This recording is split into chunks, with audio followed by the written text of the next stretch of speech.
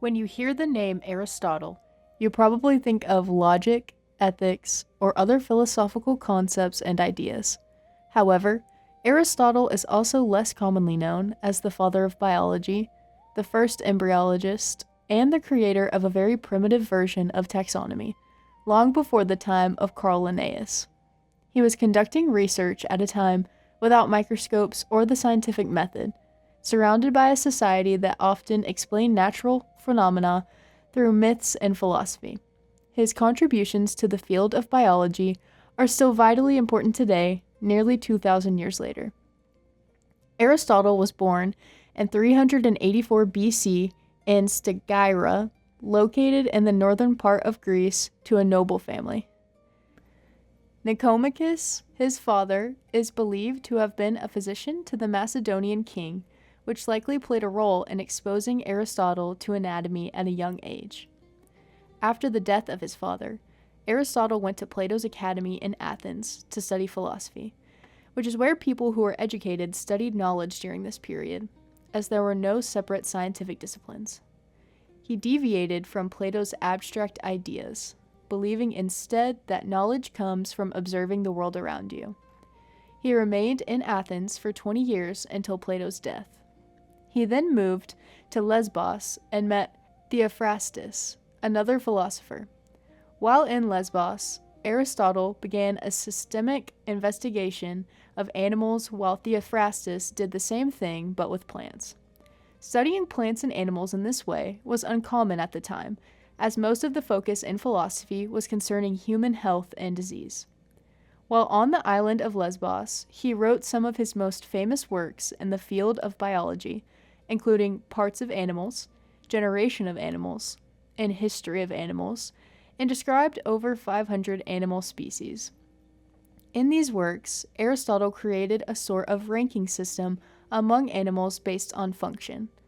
Warm-blooded animals were placed at the top, and within this group, the subdivisions of live-bearing animals and egg-laying animals. Next on the tier list were the non-blooded animals, containing creatures that are shell-skinned, soft-shelled, and non-shelled and having soft skin. This group also contained insects. Lastly, Aristotle created a group of dualizers, which were animals that showed traits of both groups, such as sea sponges and bats. This idea was vastly different to the one commonly accepted at the time, with animals grouped based on non-functional traits like habitat. Going beyond classification, Aristotle also applied teleology to his study of biology, the idea that something exists for the purpose of something. More specifically, he believed that the structures of different organisms existed for the purpose of protection, reproduction, etc. For example, he said that leaves grow on plants to protect the fruit, that blood in animals exists for the sake of nutrition, and that the tongue and lips function to protect the teeth.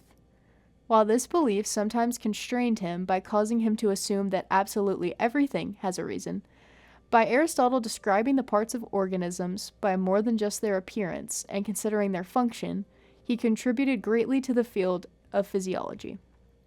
Aristotle also did a vast amount of research in the field of embryology.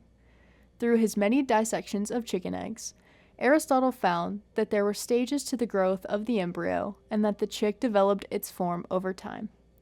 This was in stark contrast to the idea of preformationism commonly believed at the time, which is the idea that all parts of an organism are present immediately rather than having to develop, and that embryos were just miniature versions of the organism that just kept increasing in size until fully grown.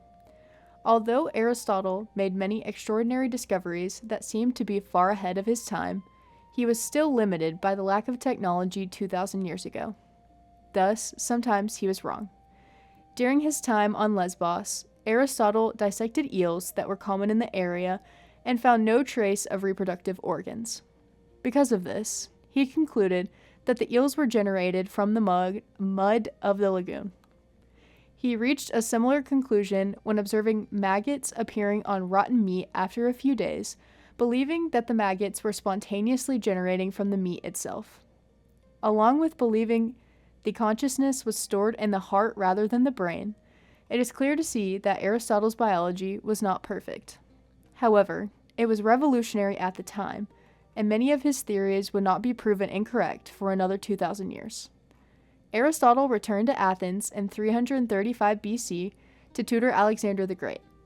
It is here that he opened his own school, known as Lyceum, along with Theophrastus. After the death of Alexander the Great, political tensions forced him to leave Athens, and he returned to the home of his mother, the city of Chalcis, leaving his school to Theophrastus.